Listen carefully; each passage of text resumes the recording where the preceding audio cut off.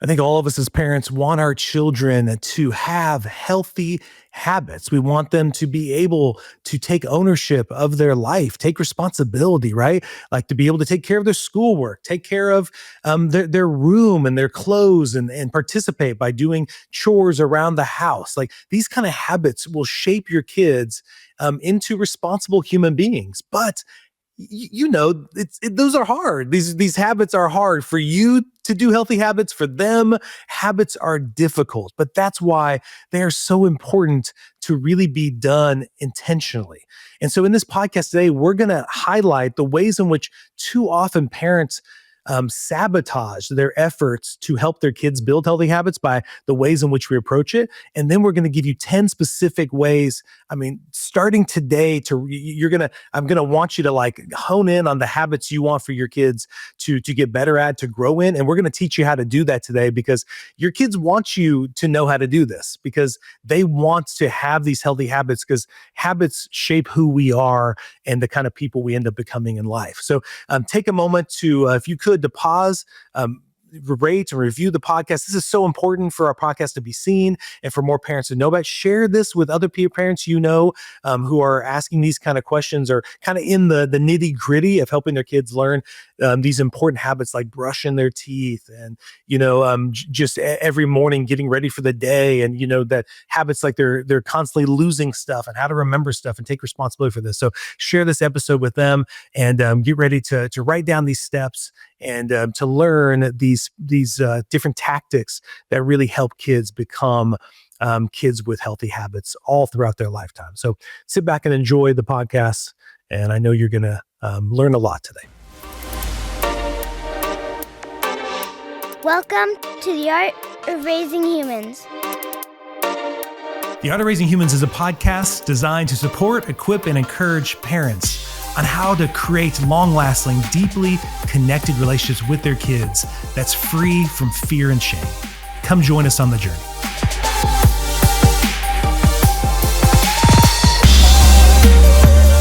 Hello and welcome to The Art of Raising Humans. I'm Kyle. Hey there, I'm Sara. And Sara, in 2026, I think a lot of people are wanting to help build healthy habits for themselves and for their kids, right? Right. I think it's a time of year, even if we're not big on, maybe you don't do New Year's resolutions.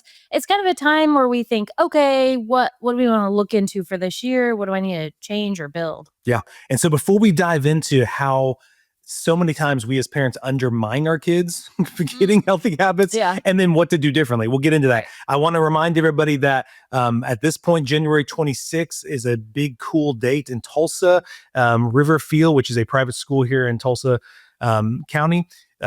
Tina Payne Bryson's coming to town, and we're really excited about what she's going to be teaching parents there at Riverfield.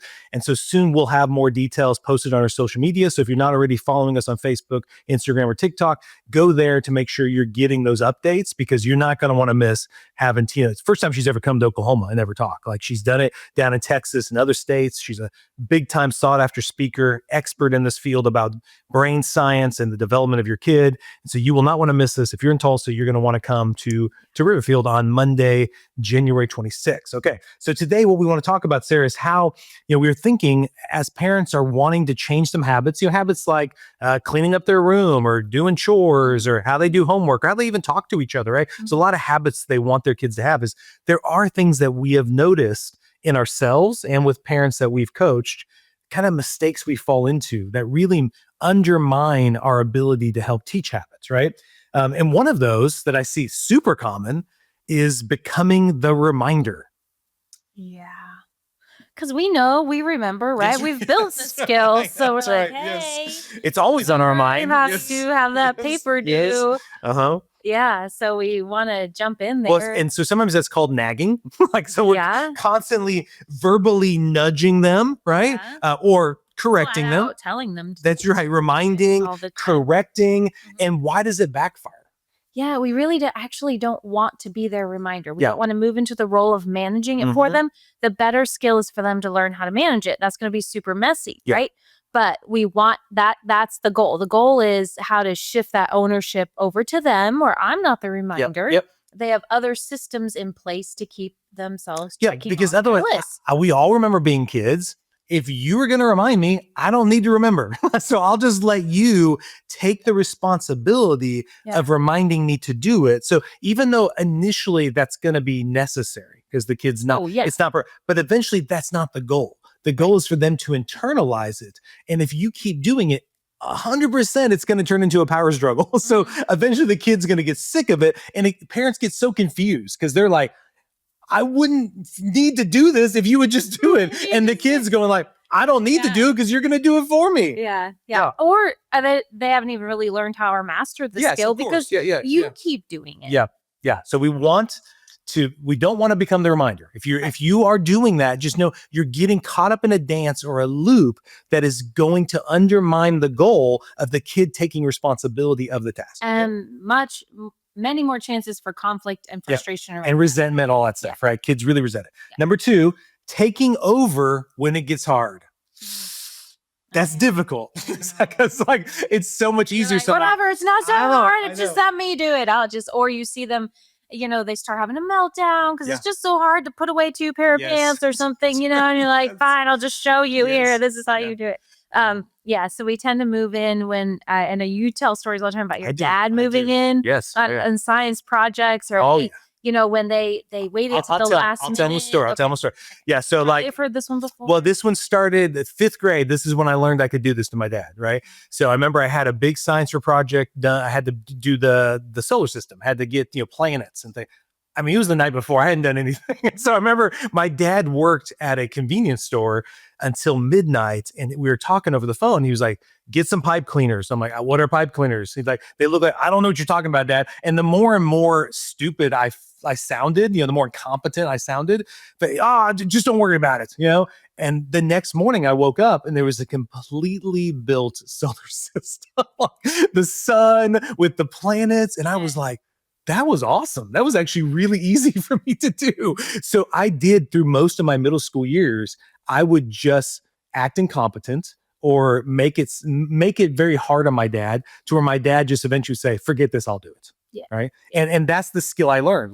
He was doing it intentionally. I know. I just want to point out, maybe there's a kid doing it intentionally, super smart little kid who's twisting things, but also kids, he just learned a skill, know? Yes. And that's what we need to look at. Yeah. But lots of times I would say kids aren't doing this intentionally. It's sort of a dance you get in with your child, a cycle you get in. Yeah. And it probably happens when they're really little and then just gets repeated over time where they are overwhelmed. They might genuinely be overwhelmed. And then you come in and rescue. And so we'll get to what we want you to do instead. Because it's not just leave my child on the floor in a pile crying and wailing and having a hard time. Yeah. But we don't want to just move into rescue. Well, and so the reason why backfires is because all ownership disappears. The kid doesn't take ownership of it. Yeah. And habits can't grow when parents are the ones taking the responsibility. So it kind of ties into that becoming the reminder as well. Yeah. Right? And the kid kind of learns, I couldn't handle that. Mm-hmm. You had to come in and take over. Well, and we don't want kids to believe that they can't do those moments. Another one we really see is just giving up too soon. Yeah. So dropping the habit after a few inconsistent weeks. And we all have been there. Well, we've been fired up. I'm going to be super patient. Yeah, I'm going to teach this habit. I'm going to model it. And then within forget it. I'm just going to take this over to myself. They're not doing it. Forget it. And lots of times kids, not to say they're being malicious or mean, but a lot of times the kids that I talk to, they know that. They know that for a little bit, mom and dad are going to make a big deal out of this. And then in a couple weeks, they get too tired and they just aren't going to keep it. And we do get too tired. Yeah. It's really and overwhelmed and busy. Yes. And you think this would take me 5 minutes. Yeah. Or I can have an hour long, moment with my kid, right? Yeah. So we can all do this. And why it backfires is we know habits only happen through repetition for a long period of time. So inconsistency actually resets the habit loop. So all too often parents will even say, I tried that with him and it doesn't work. And you'll look like they tried it for a week or 2 weeks and they just gave up, right? And like, well, how's that habit ever going to get formed if we just start focusing on it? Yeah. We're wanting instant gratification here. We're going to need to play the long game, right? Yeah. Number 4, lecturing instead of supporting. Okay, like giving long explanations, repeated speeches. When you grow up, you're going to have to do blah, blah, blah. So if you can't even do this. Okay. Yeah. Yeah. because we're so smart and we know where they're headed and we have all the answers. Yes. And then once again, it's probably speeches our parents gave us. We're probably like, we've memorized that speech. And the reason why we're worried. A lot of times, if we course. really look, it's sort of thinking, well, they really do need this. Yeah. I'm really worried that I'm failing and they don't have what's it. They're not going to be prepared and they're going to live in our basement till they're 57 and playing video games or something. Yeah. But so the reason why it backfires is lectures overwhelm the kid's nervous system and the kid just shuts down. So pretty soon you become that teacher in Charlie Brown, just wow, wow, wow, wow. And when I talk to the kids are just like, what do I need to say to get out of this? Yes. You know, well, what do I need to agree with to get you to stop talking? They shut down and they just are nodding and they know what you want them to say. So it's I'm sorry, yes, I will do this. And they're not absorbing any of it. They're really just trying to survive the lecture because now they're in survival mode of this moment. They're not feeling connected. They're not listening. This isn't a learning moment. Their brain is not even in the space to learn. So we're wasting our time and theirs. Then the next one, number 5, is using shame as a motivation. Okay. Like comparing them lots of times to their other siblings or neighbors, friends, kids. That kid can do it. He takes out the trash every time. Okay. A lot of sarcasm. I hear a lot of parents, they own that they can be very sarcastic or they make comments about character. Like you're lazy, you're just irresponsible, you're selfish and unmotivated. All those kind of thoughts come to your head, which is very demotivating. And it takes the kid's mind off of building the habit. And instead they just become defensive or they shut down. You know? And probably we as parents, we were shamed. Yeah. We probably still shame ourselves. Of course, yeah. You know, so it's our go-to for ourselves. So then naturally it's an easy go-to with kids when you've been wired that way. It's it's hard, but it's not helpful. This backfires because shame, it just kills their confidence.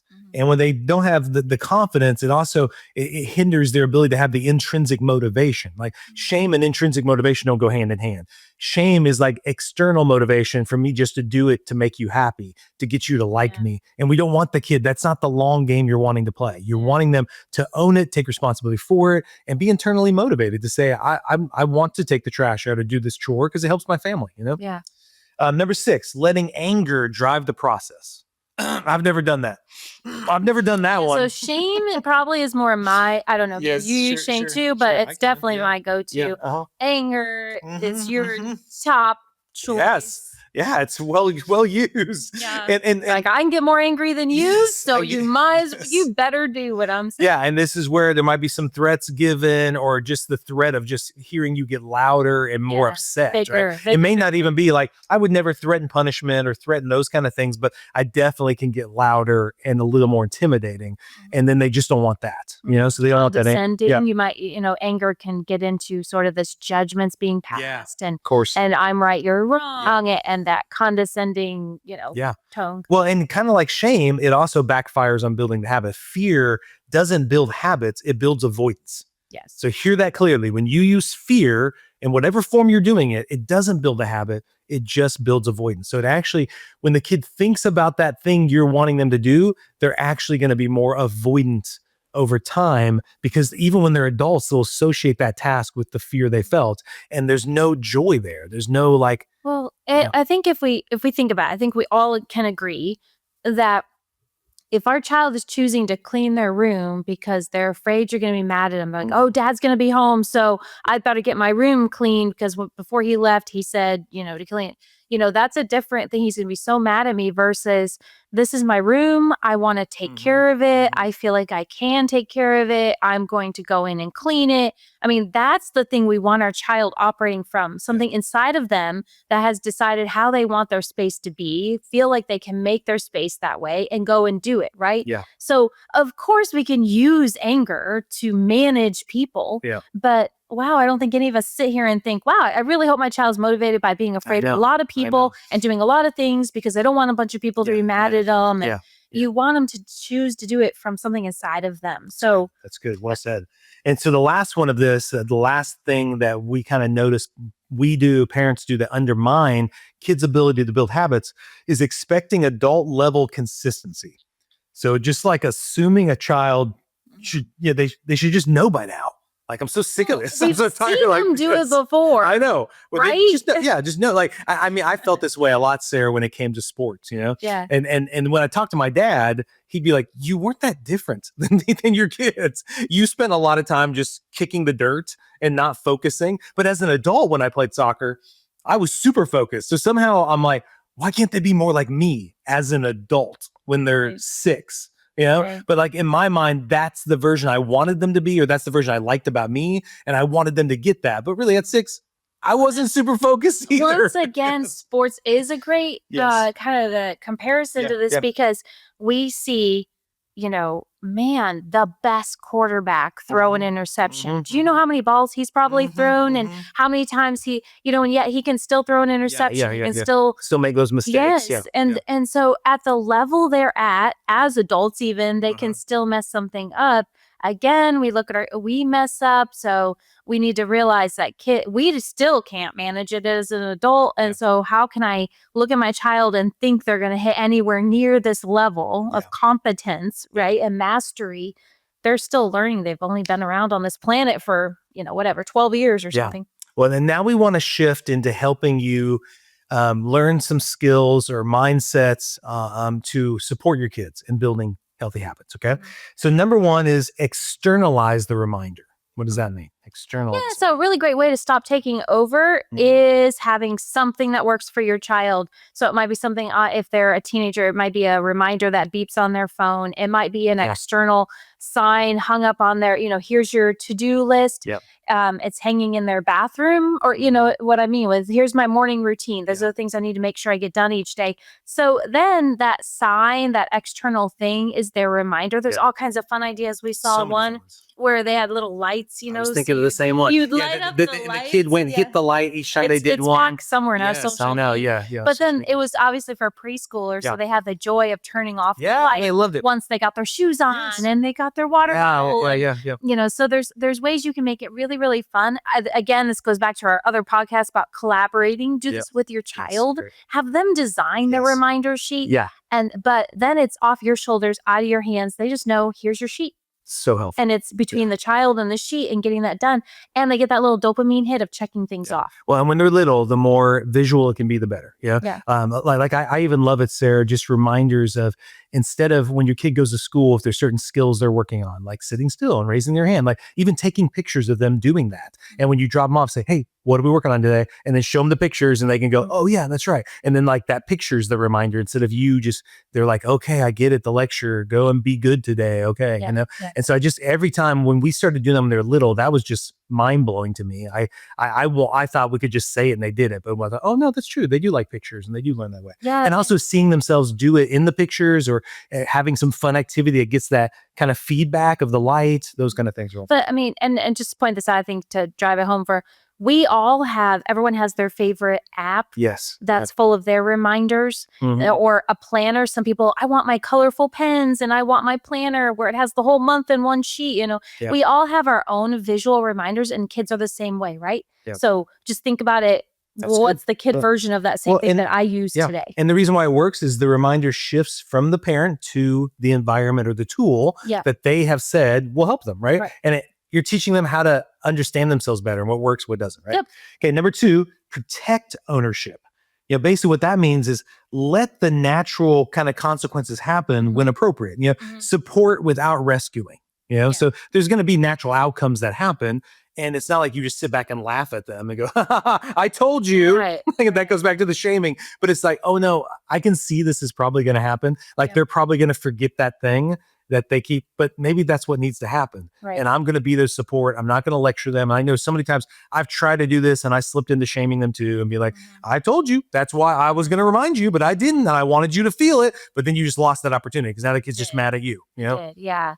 Yeah. So you look for those kind of harmless, they sting, they might hurt. Yeah. But right now that risk is so much lower than if they're adult. If I always manage them, then when they become an adult, they've never learned how to manage their own lives. Right. So I need to let them forget their lunch, or, you need to figure out what's going to be okay, where you're willing to step in with some support.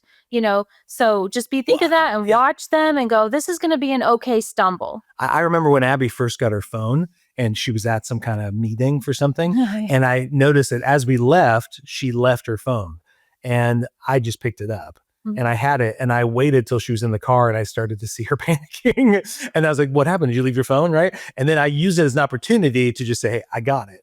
I just wanted you to feel that for a moment. Like that's what we don't want to happen, right? Is you forget, oh yeah. So I think that helped instead of me, Abby, your phone, come get it. And that instead she had never had a phone. Yeah, she hadn't had the habit of how do I remember this? And that's just recognizing that's going to need some building, but I don't actually want her to lose her genuine phone. So the support you gave was, I'm going to carry this just for a moment, let her experience that. And it wasn't from some judgmental place. But let me support this growth of learning this. Well, and so ownership, the key point of that is will help them build responsibility. Okay. Yeah. Number 3 is commit to the long game. We mentioned this in our last episode. If you listen to new foundational things you could be doing in your family, but we just want to emphasize it again, that basically expect slow progress. Like skills are hard to learn. Going back to how long it takes to be a good soccer player, or to be a good anything. It takes a lot of time doing it. And there's going to be temporary regression. At times kids are going to get bad at it again or mess up or not be as focused, right? Especially during times of stress or transition, that thing they might have been good at before, they may not seem good at it now. You'll notice, I think this is a really tricky place for parents because you'll go, wait, they've been doing this and now they aren't. So, but that's very, very normal for kids. When I worked with little kids, they would walk and then we expected these times of sleep regression. Probably everybody knows that one. They were sleeping through the night. Now they're waking up twice, but just realize in all areas that is true. Your teenager, their brains are doing so much. They're going to master and fail and master and fail. And that's okay. That's part of the process. That's great. So why that works is because consistency, so I want you to think of this in regards to the brain, consistency will actually build the neural pathways that they need for the habit. Okay. Number 4, replace your lectures with short prompts. Try saying things like, oh, what's your next step? What's the reminder that we chose? Or do you want help or need some space right now? Yeah. So instead of coming in and saying, brush your teeth, say, oh, you have a checklist, right? Yeah. A checklist for the morning. Just a nod to the thing that you're wanting them to do. So to reference back to. Right. Yeah. So kind of pointing them back to that or, hey, it's going to be cold outside. What do you think you need? Yeah. Versus get your coat. Exactly. Yes. But kind of helping them build those skills of thinking, what's the next thing? What do I need to do now? Well, I think a lot of times when our kids were forgetting stuff, you helped by getting in the car and just say, hey, think about it. Did you forget anything? Did you leave anything? And then, oh yeah, I totally forgot my code. Or I totally and so just getting the habit of teaching them to pause and just reflect. And maybe they didn't forget anything, right? So you don't even just do it when they didn't forget anything, you do it every time to build that habit. We're going to school. Does everyone have everything? What do we need? And they would list off the things and then they could do that. Yes, I've got everything. When we leave a restaurant, we've done this plenty of times. We've left sunglasses behind or we've, and so I don't do this one all the time, but most of the time we stand up and I tell everyone, look back. Did you get everything? So just that glance back at the table. Did I pick up everything and take in? And now I'm leaving. I take it with. Can I give you an example? There was just a family I was coaching just the other day where the parent tends to turn into this teacher lecturing parent, right? And the kid was saying they didn't like that. And the parent was like, hey, I want to change that. But I was like, man, that's going to be hard to change. That habit has been ingrained in your parent for a long time. So could we come up with some way to shift that, right? And the parent was like, well, I'd like my kid just to say, you're being teacher parent, you're being like, and so that was just a prompt. It was just a prompt to become the parent that they actually wanted to be and not slip back into that. So I thought that was really helpful. Yeah, right. Okay. Number 5, let's remove shame from the process. So what we're going to do instead is separate the kid's behavior from their identity. And I know this seems simple, but that is huge. Like your kid is not what they do or what they forget. Talk about the habit, not the kid.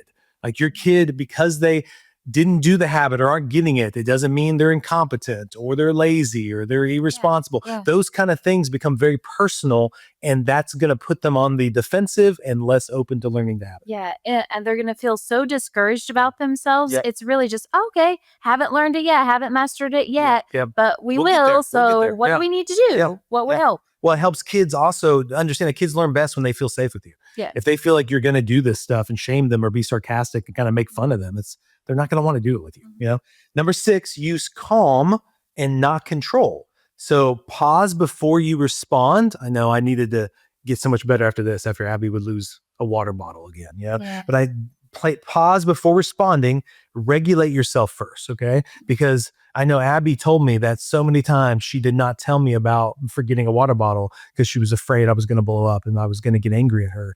And so I remember one time after I did a conference and I was talking about this particular skill, she's like, Dad, you don't do that when my water ball's missing. Like, you get really mad and then I don't want to tell you. And the reason I was getting mad is I wanted to control it. I wanted to. Well, it goes back to that. You're going to use anger. Yes. We talked about this before, but using anger to change them instead of, And so a regulated parent is actually able to support the kid because they're in the regulated part of their brain, and they're actually able to help the kid build that because then the kid is in the regulated part of their brain. We're all in the prefrontal cortex, and now we can really co-create and brainstorm together how to build that habit. And it's okay because it's such a great learning opportunity to say, the child say, well, I put a sticky note on my mirror to remind me, but then I never went back in the bathroom or something. So then they learn, oh, okay, so the sticky note didn't work. What else would be? So they're brainstorming, they're learning, they're making mistakes, and they're problem solving and creating new ways. And what a great skill. So we want to embrace that. Number 7, scaffold, then release.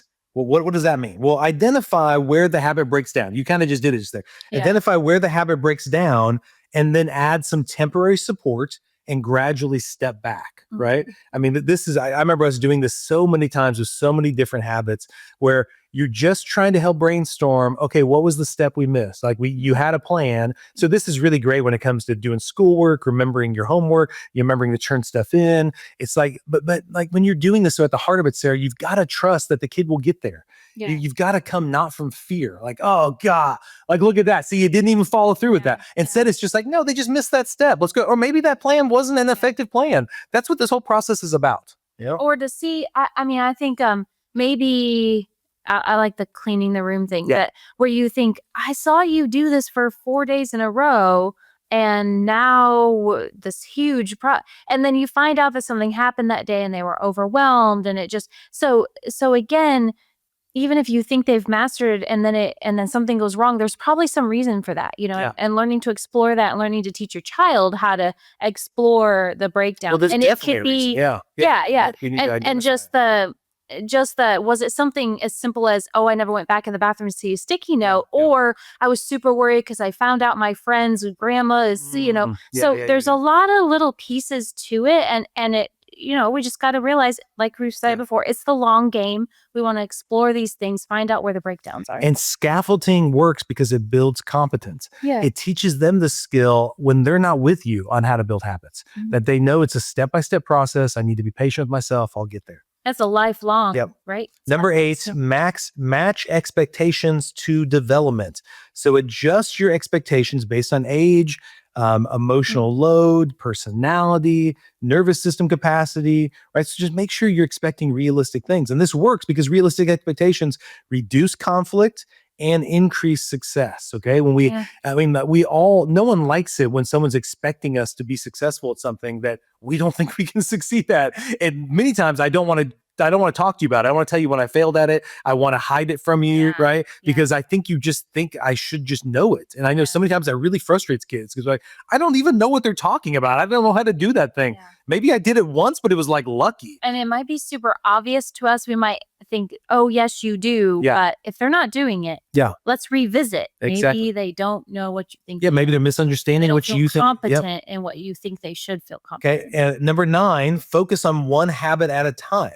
So build one solid habit before adding another. So many times we're we're trying to ask them to do a bunch of habits, Like, this is great. Okay, New Year. So I've got my 10 list. Yes.